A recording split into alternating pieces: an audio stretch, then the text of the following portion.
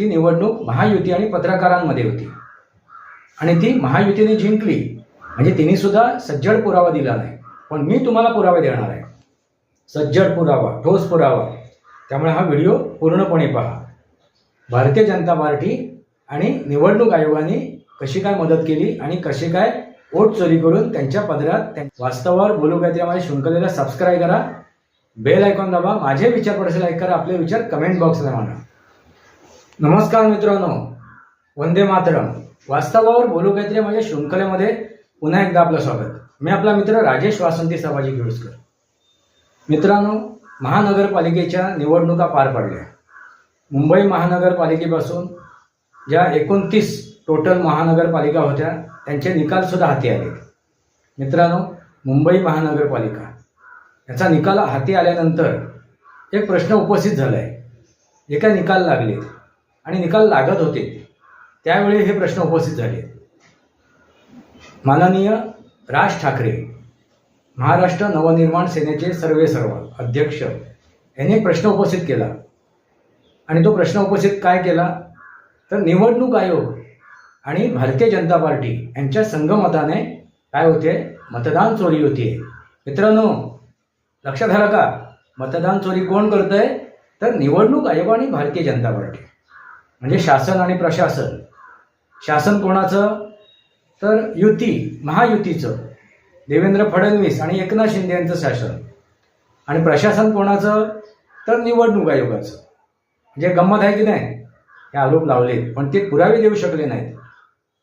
त्यांनी काय सांगितलं, शाही निघते, पण शाही ती कशी काय निघते त्याची त्यांनी माहिती दिली.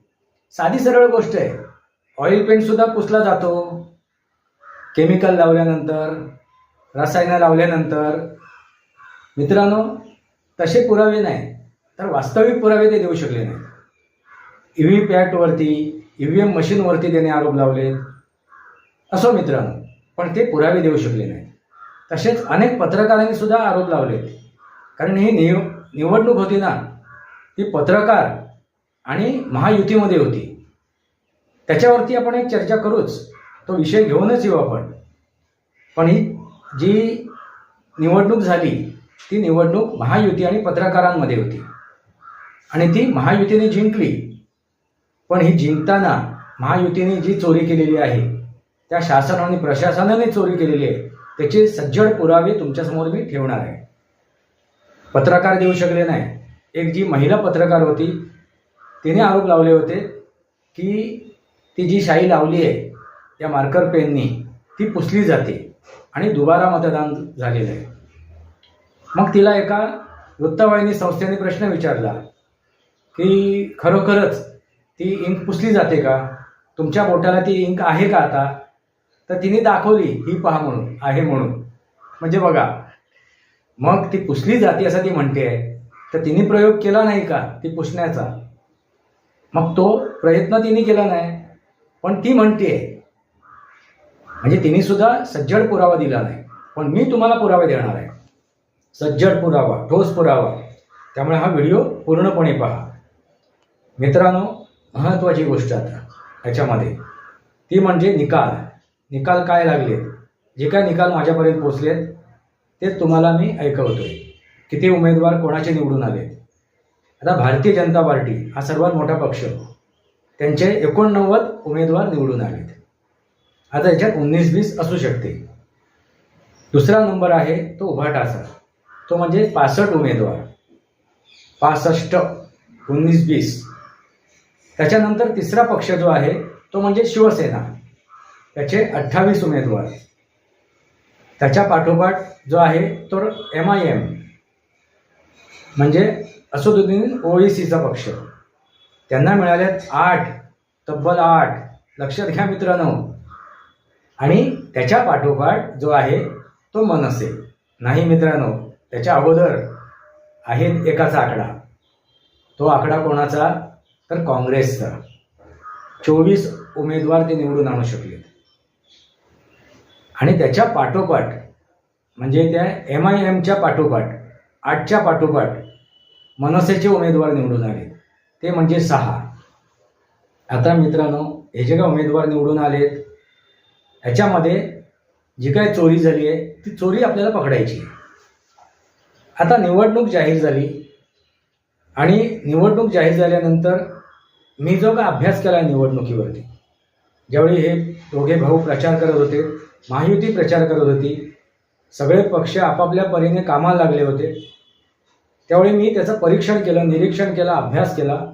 तेव्हा माझ्या गोष्ट एक लक्षात आली की उभाटाला जास्तीत जास्त एक 40-45 एवढेच उमेदवार निवडून आणता येतील. अगदी जास्तच म्हटलं तर 50 उमेदवार, म्हणजे ते सुद्धा मला जास्तच वाटत होते. तरीसुद्धा मी म्हणतो की नाही 40-45 जास्तीत 50, पण 65 तब्बल 15 उमेदवार ते जास्त निवडून आणलेत. मित्रांनो, हा चमत्कार, ही किमया कशी झाली? हीच किमया मुळात काय आहे? मतदान चोरी. लक्षात आलं का? राज ठाकरेंनी जो आरोप लावला त्याचा पुरावा मी तुम्हाला देतोय, त्याचा खुलासा मी करेनच. तो कसा आहे, कशी काय मतदान चोरी झाली आहे, उभाटाला कसं काय जिंकून दिलं आहे ह्या भारतीय जनता पार्टीने आणि त्या निवडणूक आयोगाने, शासन आणि प्रशासनाने, त्याचा खुलासा मी करेनच. पण हा सज्जड पुरावा आहे आणि हा तुमच्यासमोर मी मांडलेला आहे. काय कळलं का? मतदान चोरी, वोट चोरी कशी झाली आहे. ह्या ज्या राज ठाकरेंनी आरोप लावले त्याच्यात किती तथ्य आहे ते मला माहिती नाही, पण ह्याच्यात तथ्य आहे. मतदान चोरी होऊ शकते आणि ती सुद्धा आपल्या पक्षाला नव्हे तर आपल्या विरोधी पक्षाला त्याच्या झोळीत टाकलेली मत त्याला निवडून आणायचं, एवढी मोठी किमया ह्या भारतीय जनता पार्टीने, त्या महायुतीने आणि निवडणूक आयोगाने केलेलं आहे. म्हणजे बघा केवढी मोठी वोट चोरी, मतदान चोरी.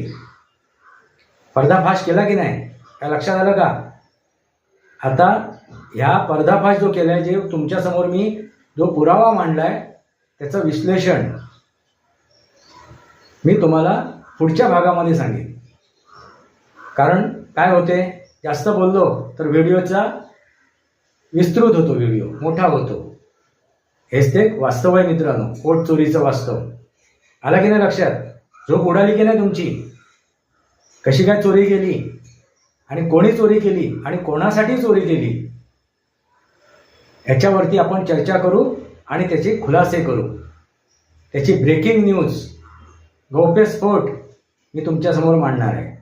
आता तुमच्या मनात प्रश्न निर्माण होईल, काय शिंदेंना हरवण्यासाठी तर नव्हे, शिंदेंची जे उमेदवार आहेत त्यांचा पराभव करण्यासाठी तर नव्हेच, असे अनेक प्रश्न तुमच्या मनात निर्माण झाले असतील. त्याचं उत्तर मी पुढच्या भागात देईन. त्याचं वास्तवाचे खुलासे मी पुढच्या भागात करेन. पण नक्की पुढचा भाग सुद्धा बघा, पुरावा तुम्हाला मिळाला असेलच. उभाट्याला या शासन आणि प्रशासनाने, म्हणजे भारतीय जनता पार्टी आणि निवडणूक आयोगाने कशी काय मदत केली आणि कशी काय वोट चोरी करून त्यांच्या पदरात त्यांना ते मतदान केलेलं आहे. हेच ते वास्तव. वास्तवावर बोलू काहीतरी माझ्या शृंखलेला सबस्क्राईब करा, बेल आयकॉन दाबा, माझे विचार पडसे लाईक करा, आपले विचार कमेंट बॉक्सला मांडा. तुर्तास इतकंच. भारत माता की जय, वंदे मातरम. जय भारत, जय महाराष्ट्र, जय सनातन.